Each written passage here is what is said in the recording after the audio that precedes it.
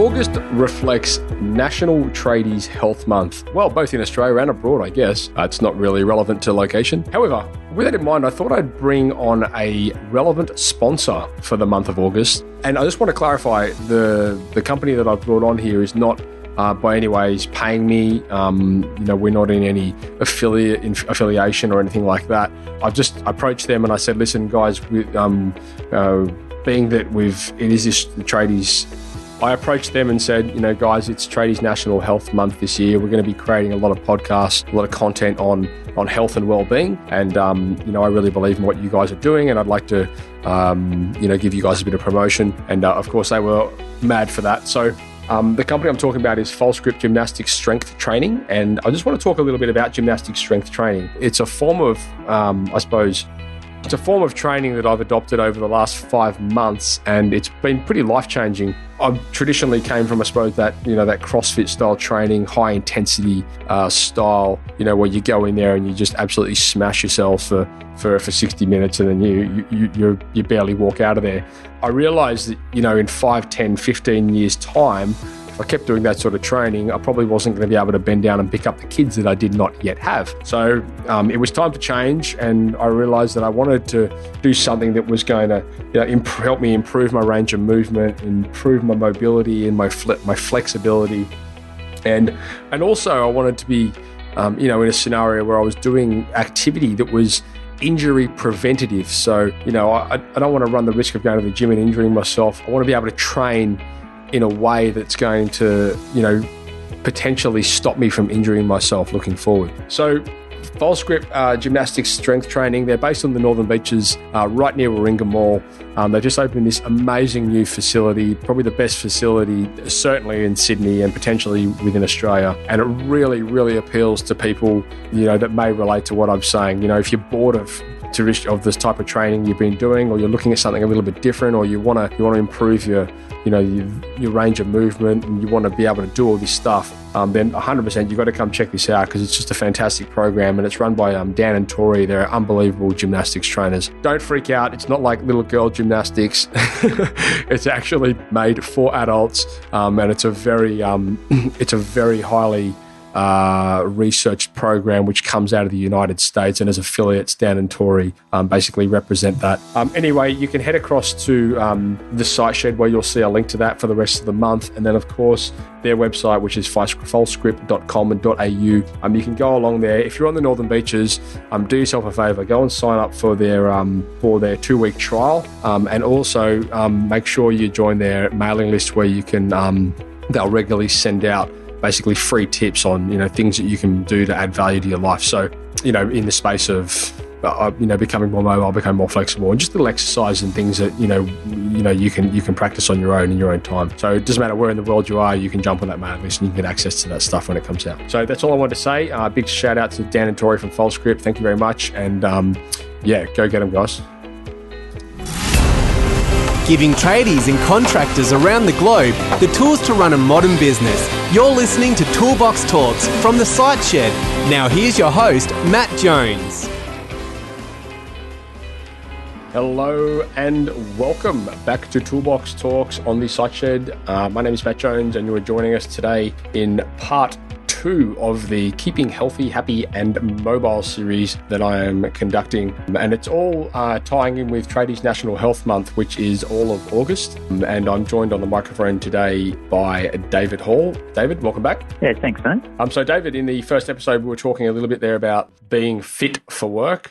For any of the listeners that missed that, go back and check it out, because David gave us some really good practical things that we can implement into our life, which can help us be a little bit more, I suppose, robust in the space of flexibility and things like that. So go check it out. It's pretty cool. And then he offers a pretty good framework at the end of that episode on basically things that we can do in order to be moving ahead in a positive manner. And in this episode, we're going to be talking about safety on the job. So, this is obviously something that I think realistically, David, this is probably getting the awareness around this seems like it's getting a little bit better. Would you agree? Yeah, absolutely. It's getting better, Matt. I guess with safety at work, it's something that we aim towards zero incidents in the workplace, and it's the aim that's always tough to pull off completely, but it's certainly there's greater awareness as the years go on about the importance of safety, but also how we do that effectively as well. I know there's quite a big push, these days. Well, I mean, it has been for quite a long time now into, OH&S related stuff, personal protective equipment and all this kind of stuff. Does that kind of tie into like parts of your program and what you guys preach? Look, absolutely. And it's interesting, we talk about safety or rock health and safety. Sometimes people who have been around for a while, there'll be a roll of the eyes and, oh, yeah, here we go again. Yeah. Because they'll feel that it's sort of been covered to death. And look, it's certainly a recognition in the industry that, a fresh approach towards that needs to be taken, where often the fairly old traditional rock health and safety might have been a little bit focused on personal protective equipment and, really sort of, okay, only walk within these lines and things that are important, but not necessarily the main game when it comes to keeping healthy and safe at work. And, that's improving. We're seeing things change in some positive directions. So, yeah. I guess one of the key things we understand now is that the greatest safety is the communication that our team is able to develop. So when people are encouraged to speak up about what they think is a risk and not discouraged from doing that, that's a really important starting point. So there's a great program called Safety Circle, which comes out of Tasmania, which really makes a big point out of this. It's from IPN in Tasmania. A little plug for a good program there. Yep. And it very much makes that point that we make a decision individually whether we're working safely or not, whether we realise we're doing it or not. We're making those choices. So when we look at incidents in the workplace, in 98% of cases, there was a decision made at some point which led directly or indirectly to that particular incident. And I'm using the word incident, not accident there. Yeah. In 85% of cases, the person who was injured, can often be a serious injury, had at least one of those choices. So, what it comes down to is, are we making good choices? Are we owning those choices? So that's a more important factor than any protective equipment or any, those specific procedures is, are we making good choices? Are we encouraged to make good choices? Are we strong enough and independent enough to make good choices? That can be a challenge in some workplace cultures more than others. Absolutely. And so, okay, I mean, I suppose I'm not overly surprised to hear that, tradies still have some of the highest compensation claims when it comes to injury. I mean, they're out there swinging hammers and, using electric tools and all this kind of stuff. So I suppose that kind of makes sense that a lot of those, like injuries can come from trade-based organisations. However, I was a little bit surprised to hear that tradies also have some of the highest rate of compensation claims when it comes to disease. Yeah, I think it's interesting that what we've seen, us physios have seen over many years is, and it's probably not changing as quickly as we'd like, which is part of the reason why tradies are the focus of this campaign, is probably a bit of bravado, a bit of a culture there of plugging on. So that's really where those stats are coming from. And, where aches and pains do come in, and if you go and see a physio while it's a fairly, minor niggle or ache or pain, it's certainly much easier to manage. But that's not always what happens. People sometimes can think, oh, I'll sort of work through it, she'll be right, mate, and plug on. And, that's where they can come unstuck. So, I would understand the stats we're seeing on that to be consistent with that, Matt, where, also with more general sort of issues as well. Yeah. Rather than getting a checkup and seeing the doctor, getting something proactive done about it, there might be a bit of that sort of, oh, yeah, she'll be right, and plugging on a bit too long. Let's talk a little bit about the, I suppose, the social implications that you sort of touched on before. Like the whole culture around safety. I suppose primarily, maybe we should start at the top. So, from a management or from a contractor's point of view, like a principal contractor's point of view. I sort of feel like, the principal contractors, when you're looking at, big organizations, like your big building companies, they're pretty on top of all this OH&S stuff. And then as the companies sort of get smaller and smaller, it seems like there's a little bit less emphasis placed on the practical implementation of safety. Is that accurate? I think there can be a trend that way, but it's not a really strong trend, Matt. I suppose the underlying question that I'm asking here is there does it come a lot down to liability? Yeah, look, I mean, there's no doubt that plays a role. And, we've seen the workplace legislation over the recent decades certainly placed more and more emphasis on, the direct supervisor and the employers to take, they are directly liable and responsible for workplace health and safety. And that certainly had overall a positive effect over a period of time in terms of, a strong emphasis on ensuring that risk management is taken really seriously and that hazards are acted on in a meaningful way that's effective. Yeah. So, you're right, in large organisations have the opportunity to certainly take that very seriously and manage those risks really well. And the resource too, I suppose. I mean, they've got people in place that look after it. And the resource. That's absolutely right. The reality is, though, it certainly varies, really strongly from organisation to organisation, and you only have to sort of have a look online at some terrible case studies. Over the years, where we've seen where it's come unstuck with some of the largest organisations in the world, who I'll leave the listeners to Google those and rather than name them here. But so it's not. Yeah, I guess there's that challenge for smaller organisations and in particular sole traders to emphasise and have the resources to really focus on their health and safety. Mm-hmm. But there's also a great challenge even in the larger organisations to make sure that that's targeted well, that the emphasis is on the right sorts of factors that are going to make a difference. Mm-hmm. So it's not just about wearing PPE. So in this field of risk assessment and risk management, occupational health physiotherapists such as myself, we look at what we call higher order risk controls versus lower order risk controls. Yep. So if we imagine trying to transport a heap of bricks from one place to another, for example, if we simply focused on the technique of doing that, bend the knees, keep the back straight, all that side of things, and just move them across by hand, we're pretty much called it the lower order risk control. So it's just where we're looking at technique and humans behaving in the right way. Whereas actually changing the design of that task is what we call a higher order risk control, and that's a more effective way of managing these risks. Okay. So it might be. So how did the bricks come to be put there in the first place? What was the decision making that led to that? So let's work it back up the chain of responsibility here. Okay, so when the guys come to deliver that load, let's actually get them to deliver it to point B rather than point A. Yep. So it's pulling right back into that big picture view and looking at those tasks with a design focus and saying, okay, actually we can eliminate some of these risks, or even eliminate it ideally, or at the very least minimise them. Yep. By looking at the task design itself and working at that level.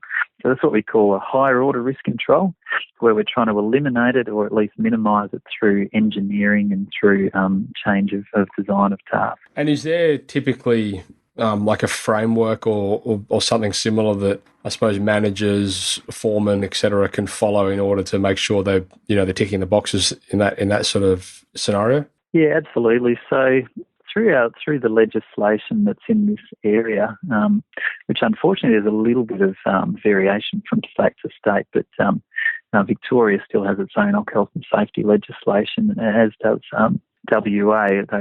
WA is coming on board. The rest of the states now in preventative legislation have a harmonised scheme, which ironically was modelled partly on the Victorian one. So it's a little bit political that we're not part of it, but they have.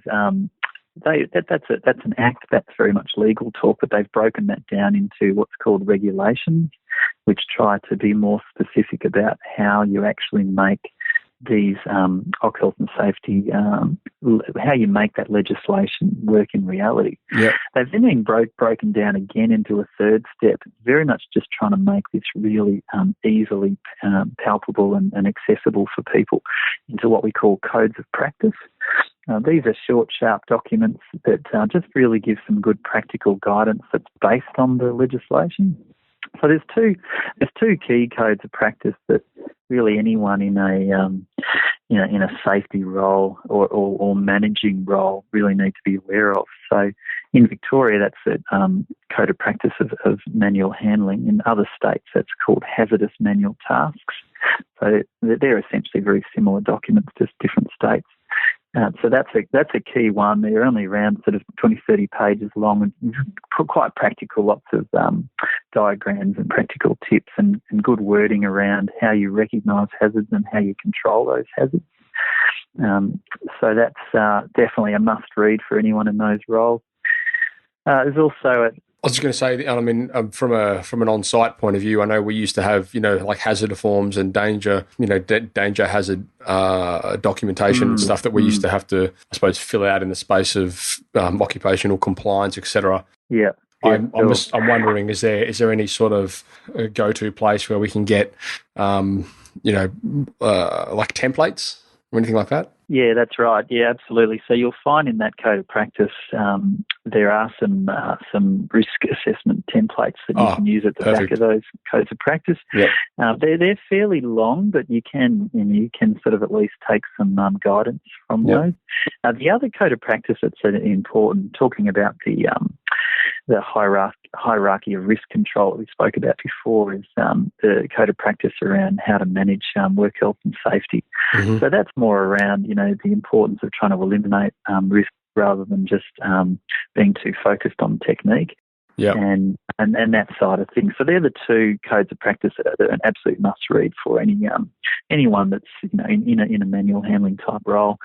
So yeah, that's a good starting point. But coming to your point around having some maybe hazard identification forms or some sort of paperwork, it's really interesting that what we would advise on that front is that it's got to be practical, it's got to be meaningful, and it's got to be followed up on. So there's many an organisation with a filing cabinet full of hazards that are identified, and that hasn't made anyone any safer.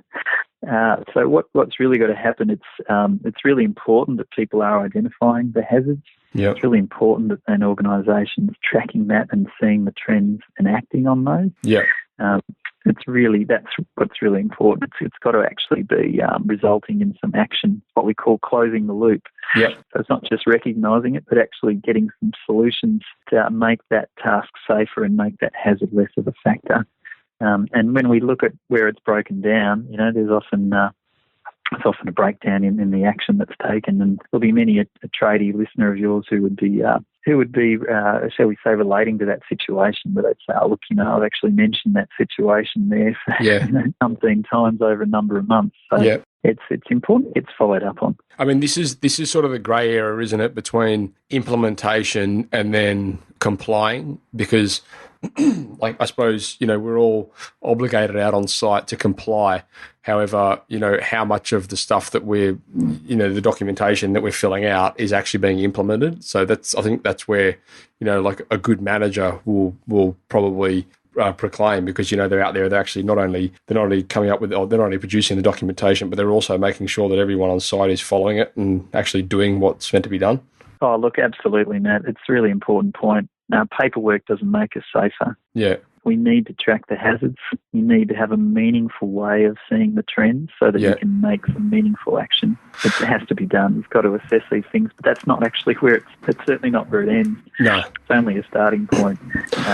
You've got to, it's really, primarily, it's about choices that people make.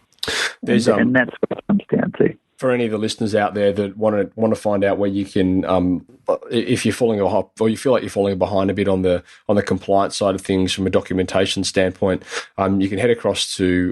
We've actually had him on the show, Shane from TradieSafe, TradieSafe.com.au, and they basically specialise in compliance documentation for trade-based organisations. So they basically have all the stuff you need. You just got to go in there and fill it out. So it's pretty cool. Anyway, I digress. But I suppose talking a little bit now about what some of the financial implications that can come as a result of job safety. And I suppose the obvious ones are, well, if you're contracting, you injure yourself, or you can't work. I suppose that ripple effect though is quite large, isn't it? When you're talking about okay, well then you're affecting your organisation, you're affecting the project as a whole. That goes into that could ripple into LDs and all these late charges and all this stuff. The job goes over. There's all these sort of things. So I mean, you sort of got to be, I suppose, realistically, when you're looking at your own safety, there's such a massive effect there that can come as a result of an injury on site. Is that your experience as well? Oh, look, absolutely. And I guess in the sort of segue between being a clinical physio, where I was always working with people after they'd been injured, yes, and then on the pathway towards being an occupational health physio, where I'm now much more focused on prevention and increasingly in training and the awareness of an organisation in terms of how to build a team that are really focused on prevention of injuries. Yeah. But in that segue between the two, I did quite a bit of work in pain management, and I'd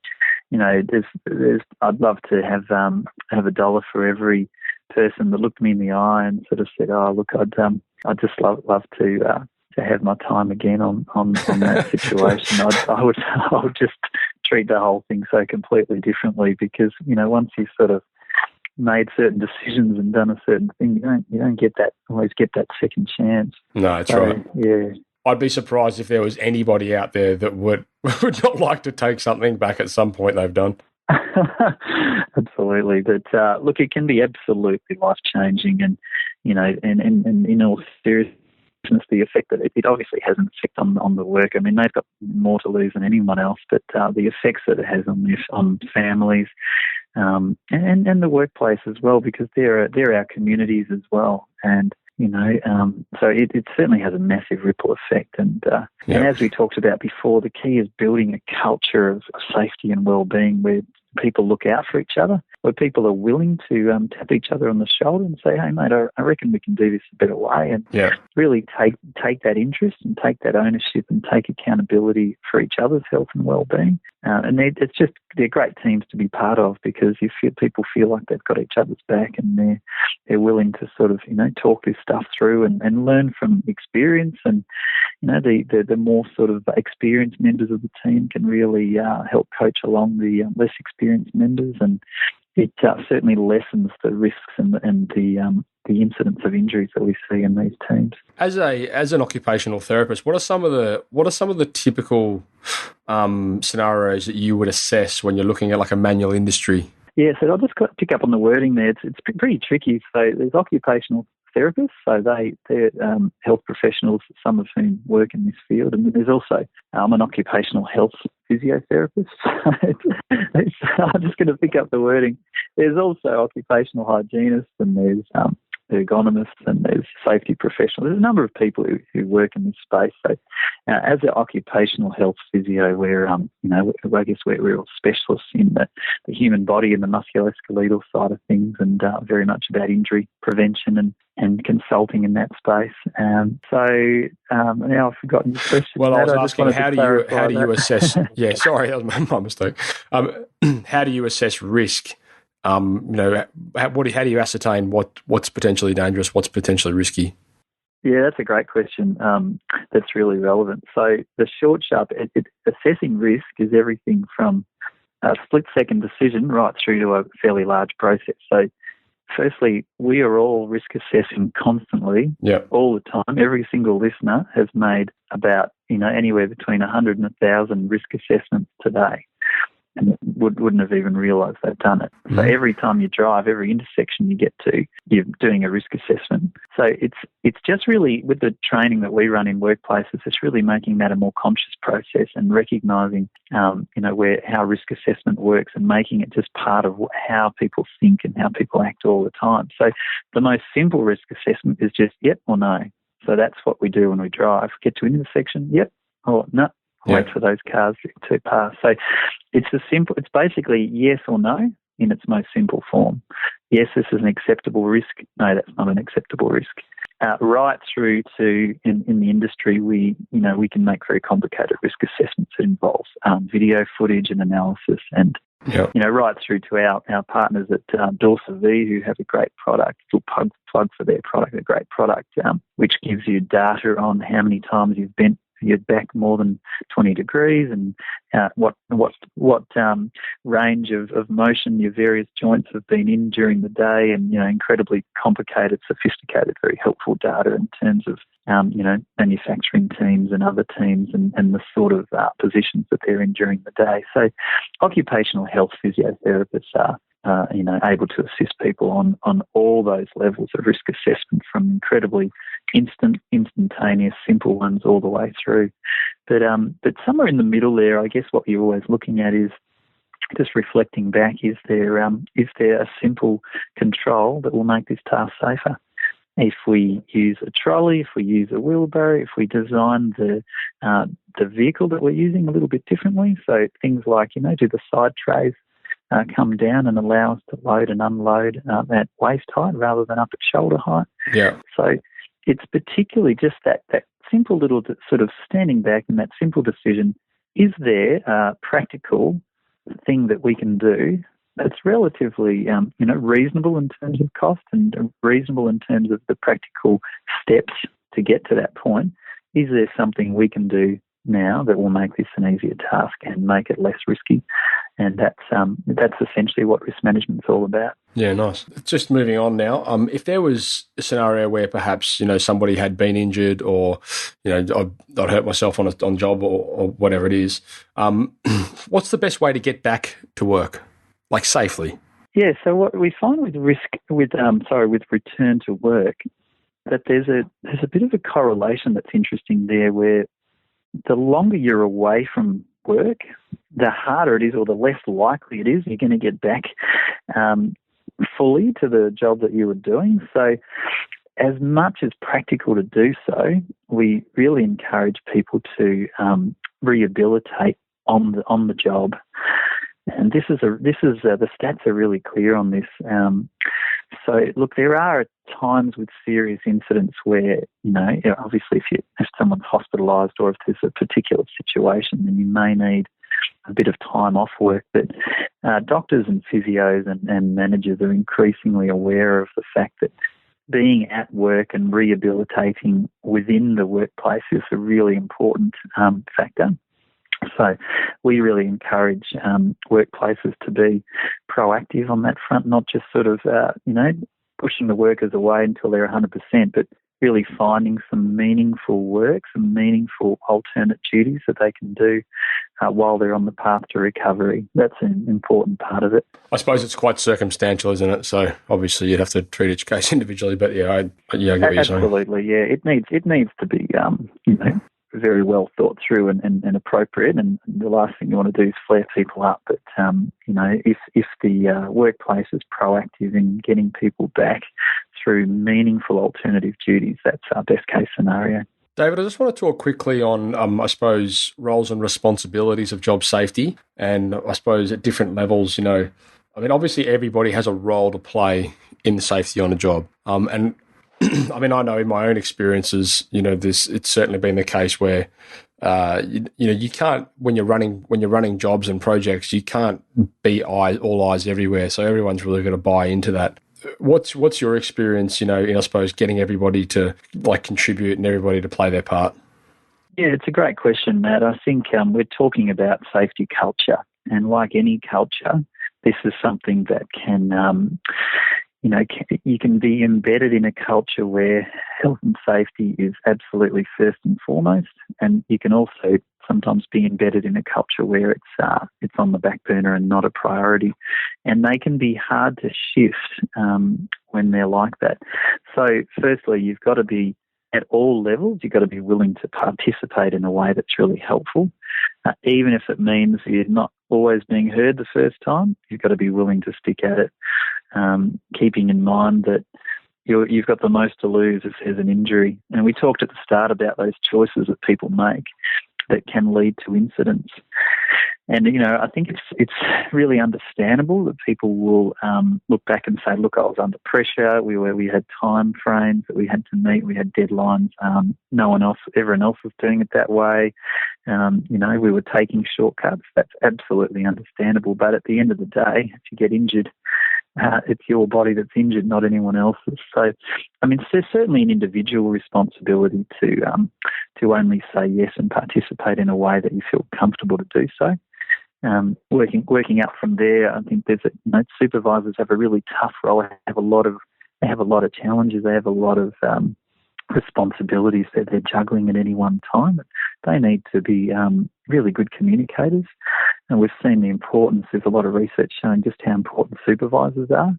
They need to be able to. It's a tough job. They've got to be able to really listen and interpret what's happening with all their workers in their team, but also to kind of manage the expectations that are coming down upon them from their upper managers as well. And that's quite a tough facilitation that they're doing. And some supervisors manage that really well, and others find that a great challenge.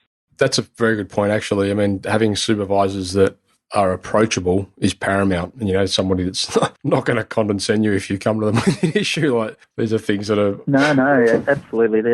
Supervisors are a really key part of this, and a really key part of whether they're part of that speak-up culture that we spoke about, or a shut-up culture. And if you're part of a shut-up culture, it's a bad sign for an organisation, because you might not be getting that word at ground level about hazards that are there that I think everyone needs to know about, and everyone needs to be taking action on. Yeah. So communication is really important. I just wanted to really sort of emphasise how tough I think it is for a lot of supervisors, because they're also under a lot of pressure. Yeah. From upper managers to meet deadlines and timeframes. So that willingness to be approachable and to keep that listening ear out even under that pressure, I think, is a really a fabulous trait when supervisors are able to do that. Yeah. Fantastic. Well, look, mate, I think we've pretty much covered off on safety on the job. Is there anything there that you think we might have missed?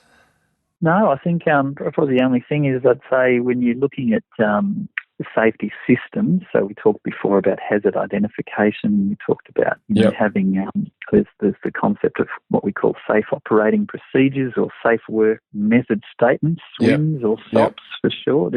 Different organisations will use different terminology. I just couldn't emphasise enough the importance of it being simple.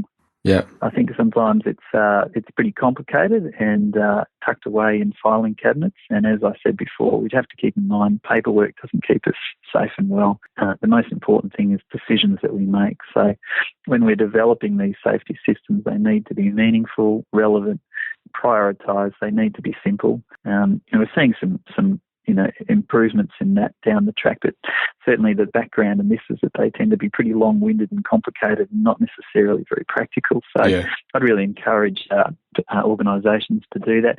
One of our partners in the work that we do in ergonomics in this field, Pongo Lab, they've had some great success in turning these SOPs and SWMS into fantastic graphic, basically into pictures.